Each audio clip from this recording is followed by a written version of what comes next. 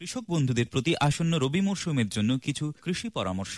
টরি সর্ষে বোনার কাজ কার্তিক মাসের প্রথম সপ্তাহের মধ্যে শেষ করুন। শ্বেত সর্ষে কার্তিক মাসের দ্বিতীয় সপ্তাহের পর বুনলে ফলন কমে যাবে। কার্তিক মাসের প্রথম থেকে তৃতীয় সপ্তাহ পর্যন্ত মুসুরি বোনার উপযুক্ত সময়। কার্তিক মাসের তৃতীয় সপ্তাহের মধ্যে রাই সর্ষে বোনার কাজ শেষ করলে সবচেয়ে বেশি ফলন পাওয়া যায়। সব ফসলেরই উন্নত জাতের সংশিত বীজ সংগ্রহ করুন, এতে বেশি ফলন পাওয়া যায়। বোনার আগে সুপারিশকৃত ছত্রাকনাশক দিয়ে বীজ শোধন করতে ভুলবেন না, এতে ফসলে রোগের আক্রমণ কম হবে।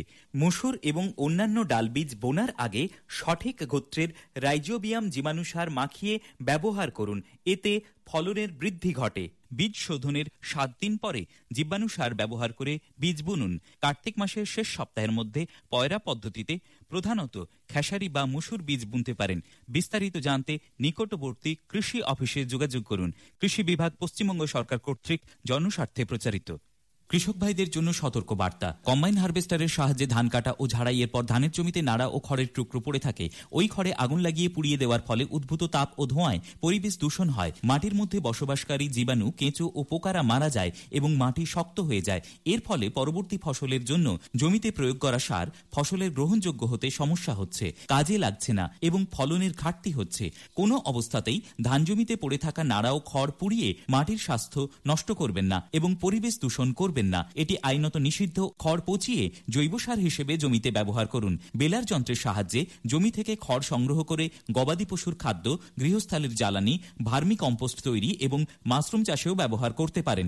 সুপার সিডারের মতো বিভিন্ন ধরনের আধুনিক যন্ত্রের সাহায্যে খড় কেটে মাটিতে মিশিয়ে বীজ ও সার সরাসরি জমিতে বুনতে পারেন। জিরো টিলেজ যন্ত্রও ব্যবহার করতে পারেন।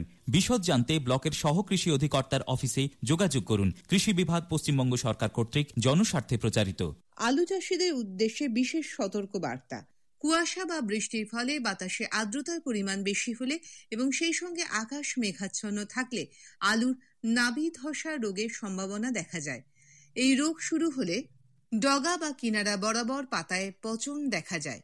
সকালে আক্রান্ত পাতা লক্ষ্য করলে পাতার নিচের পৃষ্ঠে ছত্রাকের সবুজাভ সাদা গুঁড়োর আস্তরণ দেখতে পাবেন। প্রথম অবস্থায় আলু গাছে ম্যানকোজেব 75% WP 2.5 গ্রাম অথবা কপার অক্সিক্লোরাইড 50% WP 4 গ্রাম প্রতি লিটার জলে গুলে স্প্রে করা প্রয়োজন। পরবর্তীতে আক্রান্ত গাছে ডাইমিথোমর্ফ 50% WP 1.3 গ্রাম অথবা অ্যামিসল ব্রোম 20% SC 1 মিলিলিটার প্রতি লিটার জলে গুলে স্প্রে করা যেতে পারে। বিঘা প্রতি 80 থেকে 100 লিটার জল ব্যবহার করা উচিত। কৃষি বিভাগ, পশ্চিমবঙ্গ সরকার কর্তৃক জনস্বার্থে প্রচারিত। জাতীয় ভেষজ উদ্ভিদ পর্ষদ, আয়ুষ মন্ত্রণালয়, ভারত সরকার অশ্বগন্ধা এক স্বাস্থ্য সংবর্ধকের ওপর এক রাষ্ট্রীয় প্রচার অভিযান শুরু করেছে। কারণ এটি একটি গুরুত্বপূর্ণ ঔষধি উদ্ভিদ যার ভারতীয় ঔষধি ও চিকিৎসা ব্যবস্থায় বিভিন্ন ধরনের ব্যবহার রয়েছে। যাদবপুর বিশ্ববিদ্যালয়, কলকাতায় অবস্থিত আঞ্চলিক তথা সহায়তা কেন্দ্র, পূর্ব অঞ্চল, RCFCER, NMPB বিভিন্ন IEC কার্যক্রমের মাধ্যমে ও চারা বিতরণ করে পূর্বাঞ্চলে যথা বিহার, ঝাড়খণ্ড, ওড়িশা, পশ্চিমবঙ্গে এই প্রচার অভিযান চালানো হচ্ছে। আরও তথ্যের জন্য অনুগ্রহ করে এই ওয়েবসাইটটি দেখুন, https://www.rcfceast.org।